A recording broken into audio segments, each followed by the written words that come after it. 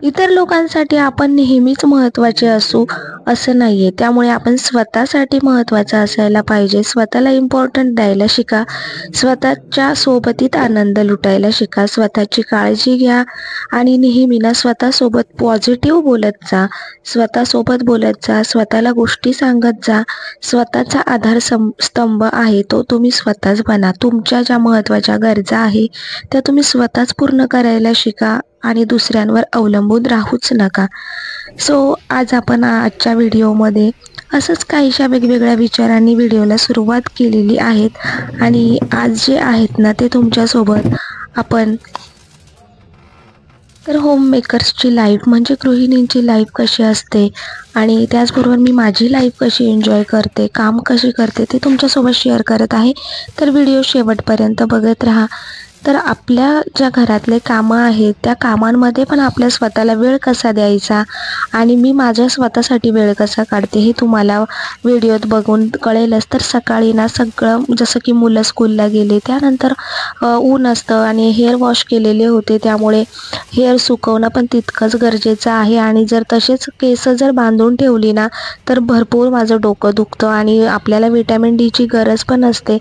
जसं की आता मोठा मुलगाचा आज सॅटर्डेला स्कूल होतं त्यामुळे तो सकाळी गेला. बाकीचे जरी झोपले आहेत ना आणि असंही मला लवकर उठण्याची सवय आहे आणि लवकर उठण्यामुळेच ना माझी बरीच कामं होत असतात आणि माझा स्वतःचा वेळ जो मला काही हवा आहे ना तो फक्त आणि फक्त लवकर उठण्यामुळे मिळतो. बाकीचं नेचर बघू शकतात मस्त आहेत आणि खाली आल्यानंतर ना सगळ्यांना जसं मी ते उठलेत त्यांची कामं करतायत आणि माझं क्लिनिंग जे सकाळी सुरू होतं तर मला गाणे लावून क्लिनिंग करायला खूप आवडतं. माझ्यात मी मग्न असते माझी कामं वगैरे आणि असं छान वाटतं गाणे लावून कामं वगैरे करायला. तर नेहमीच आपण आहे ना तीच गोष्ट आपण रोज तर अजिबात करत नाही. म्हणजे जसं की तेच कपाट आपण पुन्हा स्वच्छ करत नाही, तोच ड्रॉवर आपण पुन्हा ओपन करत नाही, तोच टीव्ही आपण पुन्हा पुसत नाही. तर या सगळ्या गोष्टींना आपण आठवड्यातून एकदा जर त्यावरती रोज आज जर पुसले तर दुसऱ्या दिवशी लगेच थोडीच ना धूळ होणार आहे. त्यामुळे ना काही गोष्टी मी अशा ठरवून करत असते. जसं की जर आज मी हॉल क्लीन करायला घेतलाय तर उद्या बेडरूम करेन, परवा आणखी एखादा रूम करेन, नंतर किचन करेन. अशा पद्धतीने ना कामाचा लोड येत नाही आणि आपला पूर्ण दिवस कामात अजिबात वाया जात नाही. आपल्याला आपल्या स्वतःसाठी देखील वेळ मिळत असतो आणि त्याचमुळे ना आज जसं की मला हॉल क्लीन करायचं आहे आणि बाहेर जे म्हणजे माझा मुलगा मिस्टर ते जरा उन्हामध्ये बसलेत होते तर तेवढ्या वेळात मी माझा हॉल पटकन माझा क्लीन होऊन जातो आणि ते मध्ये आले की पुन्हा त्यांना त्यांच्या एक्सरसाइज करायची असेल काही गोष्टी करायच्या असेल तर त्यांना मी जागा मोकळी करून देते. कारण की आता क्लीन करणार आहे म्हणजे धूळ पडणार आणि त्यांना धुळीची ॲलर्जी आहे म्हणजे त्यांना त्रास होणार. त्यापेक्षा ते बाहेर बसलेत ना तेवढ्या वेळात मी माझी कामं करून घेते. आता आपण जे काही DIY बनवतो, घर डेकोरेट करतो तर या सगळ्या गोष्टी एकदाच करण्यासारख्या नसतात. एकदा जर ती वस्तू बनवून तिथे ठेवली म्हणजे तिला पुन्हा हात लावायचा नाही असं नाही. तर ती गोष्ट मेंटेन झाली तरच ते घर डेकोरेटिव्ह राहू शकतं. नाहीतर जर धूळ खात पडलं तर त्या गोष्टींचा अर्थच उरत नाही. म्हणून आपण रोज जरी नाही पण तरी आठवड्यातून 15 दिवसातून एकदा त्या वस्तू क्लीन केल्या पाहिजे. आता मस्त अशी ही छत्रपती शिवाजी महाराजांची मूर्ती आहे. ती पण मी छान वॉश करून ठेवली कारण की धूळ कितीही त्यावरती बसली तर पुसून निघत नाही. मूर्ती आहे, कोरीव काम आहे. स्वच्छ धुवून घेतलं आणि आता हॉल देखील सकाळी क्लीन करून घेते. तर नॉर्मली सकाळचं असंच रुटीन असतं. मग तो कुठल्याही भागाचं क्लिनिंग घ्या तर ती सकाळी एकदा केलं ना की ते व्यवस्थित होतं. त्यानंतर मग आपला नाश्ता, जेवण, कपडे, मुलांसोबत गप्पा या सगळ्या गोष्टींमध्ये नंतर वेळ मिळत नाही. तर मोस्टली माझं क्लिनिंग जे असतं ना ते मी सकाळी सुरुवात करते. जे की सकाळी मूड पण फ्रेश असतो आणि क्लिनिंग करायला मज्जा पण येते. आणि त्यानंतर जसं की नेहमीच या सवयी आपल्याला असल्या की आपलं काम जरा सोपं होऊन बसतं. सगळ्यांच्या अंघोळी झालेल्या आहेत आणि टॉवेल जसे की आपण रोज धुवत नाही परंतु डेली त्याला उन्हात टाकणं गरजेचं असतं. ओले असतात आणि त्यामुळे त्याचा वास येणार नाही आणि छान उन्हामध्ये कोरडे झाले पाहिजे, वाळून गेले पाहिजे. म्हणून या ठिकाणी ऊन यायच्या आधीच मी या ठिकाणी टाकते म्हणजे ते दुपारपर्यंत छान असे सुकून जातात.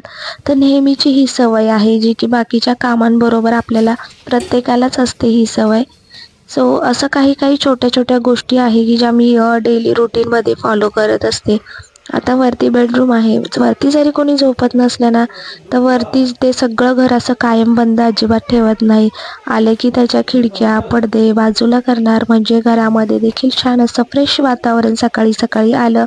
ऊन आलं तरी बघा किती पॉझिटिव्ह वाटतंय. आणि ह्या पॉझिटिव्ह गोष्टींसाठी ना घरामध्ये मोकळी हवा खेळती राहणं खूप गरजेचं असतं. आता शिवांश या ठिकाणी स्कूलला चालला होता आणि बऱ्याच दिवसापासून त्याचं माइंड आम्ही तयार करत होतो की तुला जावंच लागेल. आपलं कितीही मुलांवर प्रेम असलं ना की आपल्याला मन खंबीर करावं लागतं आणि त्यानंतरच मग आपल्याला जी गोष्ट हवी आहे मुलांसाठी असेल ना ती मिळते.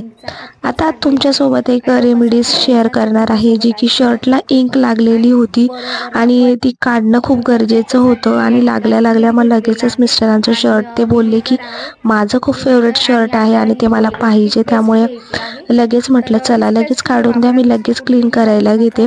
तर या ठिकाणी व्हिनेगर घेतले, मीठ घेतलेलं आहेत आणि कोलगेटची ही पेस्ट घेतलेली आहे जी की नॉर्मल व्हाईट असते. आता बरेच जे ना ब्रश आहे जे की यूज झालेले आहेत, मग फेकून न देताना मी अशा डब्यांमध्ये ठेवते. बऱ्याच गोष्टी क्लीन करायला ते ब्रशेस आपल्याला उपयोगी होतात.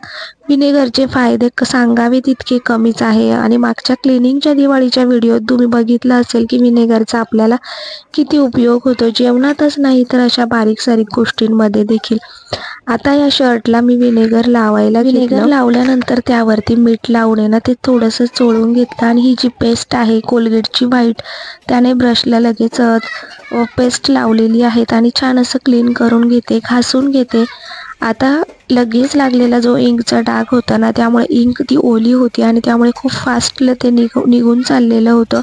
थोडंसं म्हणजे 5 ते 7 मिनटासाठी मी चांगलं रफ करून घेतलं आणि पुन्हा त्यावरती थोडंसं मीठ वगैरे टाकून असंच साधारण 5 ते 7 मिनटासाठी ठेवणार होते. आणि त्यानंतर काय करायचं, थोडंसं कोमट पाणी घ्यायचं आणि कोमट तसंच बनियनला देखील लागलं होतं ना तर दोन्ही बाजूंना मी ते घासून ठेवलं आणि 15 मिनटासाठी मी असंच ठेवून दिलेलं होतं. तर आता सगळ्यात पहिले ना कोमट पाण्यामध्ये हा शर्ट आपल्याला असाच 15-20 मिनटासाठी ठेवून द्यायचा आहे. तोपर्यंत तुम्ही दुसरं काम करू शकतात आणि बनियन देखील मी या ठिकाणी ठेवते. तर अशा पद्धतीने पुन्हा 15 मिनटं ठेवूया आणि त्यानंतर आपण काढून छान असं त्याला हाताने चांगलं रफ करून घेऊया. म्हणजे बऱ्यापैकी बघू शकतात पाण्यामध्ये सगळी इंक निघून चाललेली आहे. आता ती इतकी जास्त प्रमाणात इंक लागलेली होती ना की तिला खूप जास्त वेळ मी थोडंसं ब्रशने रफ केलं.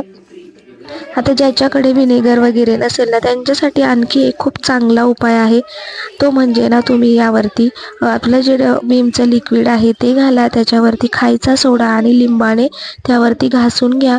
तर त्याने देखील आपला इंकचा डाग आहे ना तो खूप पटकन निघून जातो आणि खूप सोपी पद्धत आहे. तर मी 2 पद्धती तुमच्यासोबत शेअर केल्या आणि बघू शकतात या ठिकाणी आपला जो डाग आहे ना तो निघून गेलेला आहे. तर त्याचनंतर आता आपण नवीन कपडे घालत असू किंवा जसं की माझा हा व्हाईट कुर्ता आहे आणि तो किचनमध्ये काम करताना त्याला डाग लागू शकतात ना, त्यामुळे मी असं ॲप्रॉन वापरायला सुरुवात केली. आणि त्यामुळे व्हाईटच नाही तर बाकीची जी कपडे असतात, ड्रेसेस असतात, भांडी घासताना असो किंवा अदर काही करताना खराब होऊ नये म्हणून ॲप्रॉन वापरणं कधीही खूप चांगलं. आणि सगळ्यात महत्त्वाचं वॉटरप्रूफ आहे आणि बाजूला जे आहेत ना ते टॉवेल्स आहे जेणेकरून तिथे आपण हात देखील पुसू शकतो. बऱ्याच वेळेस काय होतं ना, म्हणजे मलाच अशी सवय होती की कपड्यांना ओले हात पुसले जायचे. त्यामुळे मला हे जे ॲप्रॉन मागवलं जे मी मिशोवरनं त्याची लिंक मी तुमच्यासोबत शेअर करते.